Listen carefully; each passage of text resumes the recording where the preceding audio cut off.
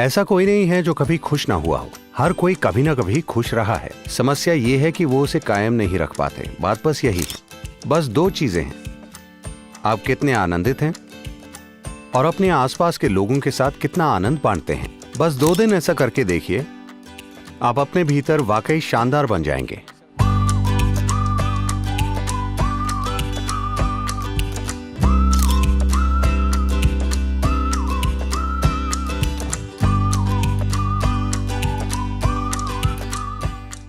खुशहाली क्या होती है? आप जीवन में वाकई अच्छा कब महसूस करते हैं? आप वाकई अच्छा कब महसूस करते हैं?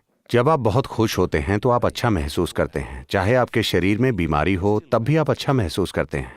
चाहे आपको मेडिकल जांच में बीमार बताया जाए लेकिन आप अभी बहुत खुश हैं तो आप अच्छा महसूस करते हैं, है ना? तो मूल रूप से खुशहाली का मतलब है एक तरह का आनंद, जीवन का उल्लास। खुशी क्या है? हम कह सकते हैं कि खुशी ये या वो है, लेकिन जीवन के स्तर पर खुशी का मतलब है आपकी जीवन ऊर्जाएं ज्यादा उल्लासित हैं सामान्य स्थिति की तुलना में। डिप्रेशन का मतलब है आपकी जीवन ऊर्जाएं बहुत ही मंद और उबाऊ हो गई हैं। खुशी का मतलब आपकी जीवन ऊर्जाएं उल्लास में हैं। खुशी का वर्णन करने के कई तरीके हैं, लेकिन जो खुशी को जानते हैं सिर्फ वही जानते हैं कि खुश होने का मतलब क्या है। ऐसा कोई नहीं है जो कभी खुश ना हुआ हो। हर कोई कभी ना कभी खुश रहा है। समस्या ये है कि वो उसे कायम नहीं रख पाते। बात बस यही है।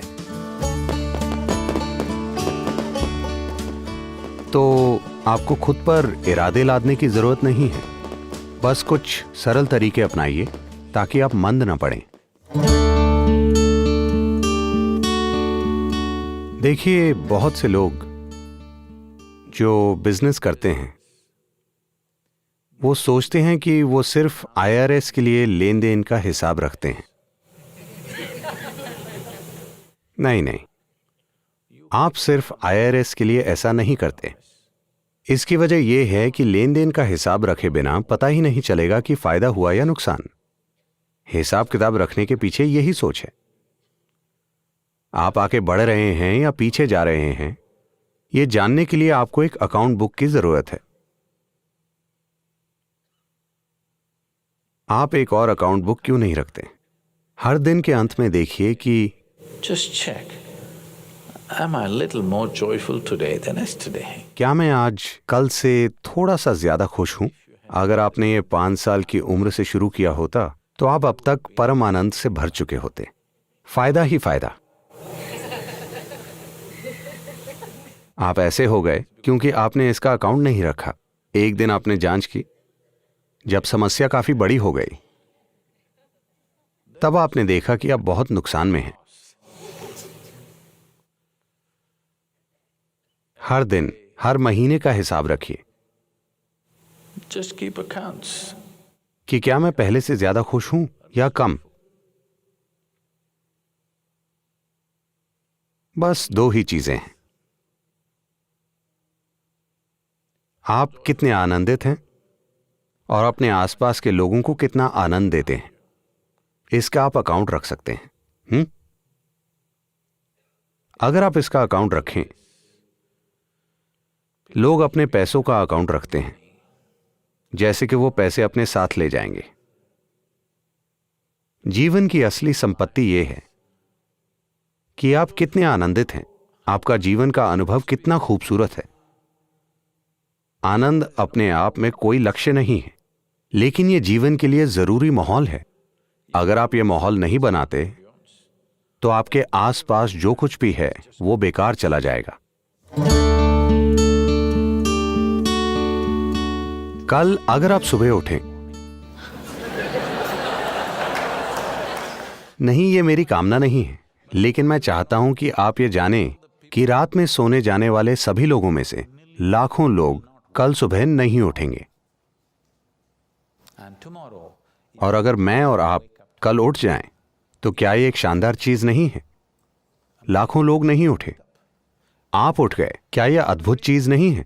आप मुझसे सहमत नहीं लग रहे हैं, क्योंकि समस्या बस यही है कि आप इस विचार से जी रहे हैं कि आप अमर हैं। अमर कहने से मेरा मतलब है कि आप वाकई ऐसा नहीं सोच रहे कि आप अमर हैं, लेकिन आप अपनी नश्वरता के प्रति जागरूक नहीं हैं। अगर आप अपनी नश्वरता के प्रति जागरूक नहीं हैं तो कहीं ना कहीं आप सोचते हैं कि आप अमर हैं, है ना? दिन में कितने पल आप जागरूक होते हैं कि आप नश्वर हैं? अगर आप जागरूक होते तो क्या आपके पास शिकायत करने का समय होता? क्या आपके पास किसी से लड़ने का समय होता? क्या आपके पास जीवन में कुछ बकवास करने का समय होता? अगर आप जागरूक होते कि आप नश्वर हैं तो आप सिर्फ वही चीजें करते जो आपके और आपके आसपास सभी के लिए बिल्कुल जरूरी है। ऐसा मत सोचिए कि ये नकारात्मक चीज है। मृत्यु नकारात्मक नहीं है, सिर्फ यही चीज आपके जीवन को मूल्यवान बनाती है। अगर आप हमेशा यहीं रहें तो आपको कोई झेल नहीं पाएगा।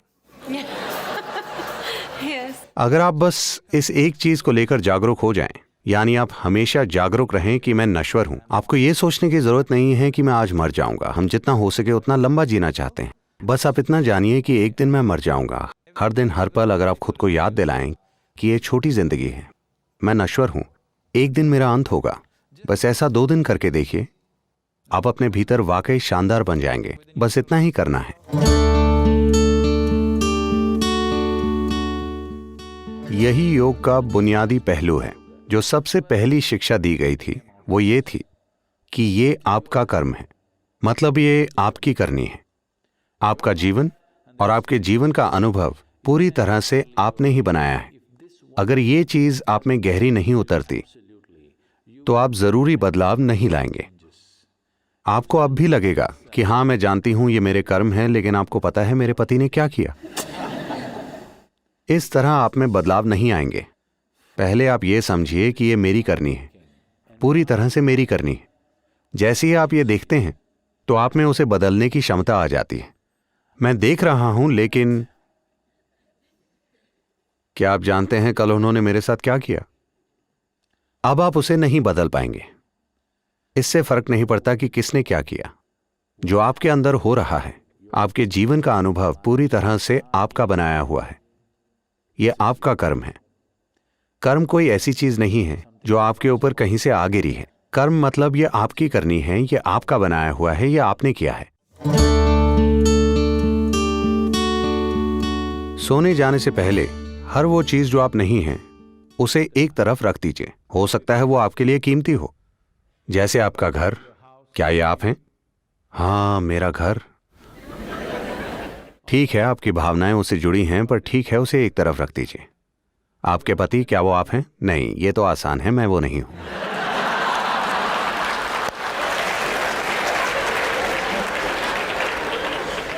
मेरे बच्चे, क्या वो मैं हूं?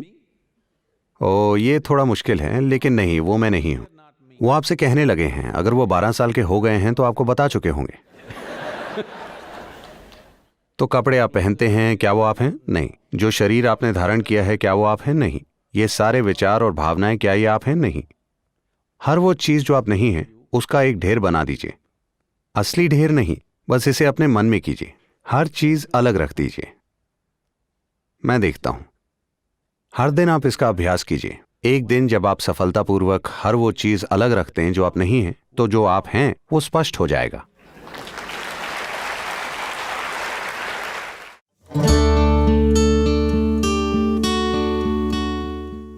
आप जिसे प्रेम कह रहे हैं वो मूल रूप से आपकी भावनाओं की मिठास है। आप यहां बैठकर किसी ऐसे व्यक्ति के लिए प्रेम महसूस कर सकते हैं जो यहां है ही नहीं, तो इसका किसी से कोई लेना देना नहीं है।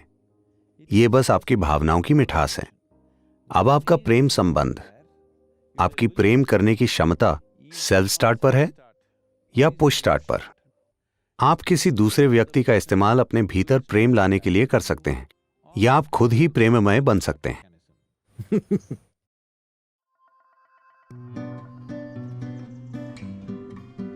देखिए, किसी इंसान के लिए प्रेम क्यों जरूरी है। हर इंसान लगातार अपनी मौजूदा स्थिति से कुछ ज्यादा बनना चाहता है। आप किसी चीज को खुद में समाकर अपना हिस्सा बना लेना चाहते हैं। पूरी कोशिश यही है। अगर यह भावनाओं के स्तर पर होता है, अगर आप भावनाओं के माध्यम से ऐसी कोशिश करते हैं, तो हम इसे प्रेम संबंध कहते हैं। आप भावनाओं के इस्तेमाल से किसी ऐसे व्यक्ति को अपना हिस्सा बनाना चाहते हैं जो आपका हिस्सा नहीं है। यह प्रेम संबंध है। अगर आप जागरूक होकर ऐसा करते हैं तो हम इसे योग कहते हैं। हर दिन 5 मिनट किसी ऐसी चीज के साथ बैठिए जिसके आपके लिए कोई मायने नहीं है। शायद कोई पेड़ या पत्थर या कीड़ा या मकोड़ा। कुछ समय बाद आप पाएंगे कि आप उसे उतने ही प्रेम से देख सकते हैं जितने प्रेम से आप अपनी पत्नी, पति, माता, पिता या कुत्ते को देखते हैं। शायद कीड़ा ये नहीं जानता, शायद मकोड़ा ये नहीं जानता। इससे फर्क नहीं पड़ता। अगर आप हर चीज को प्रेम से देख पाएं तो पूरी दुनिया आपके लिए एक खूबसूरत वस्तु बन जाएगी। आपको एहसास होगा कि प्रेम कोई ऐसी चीज नहीं है जो आप करते हैं, यह आपके होने का तरीका है।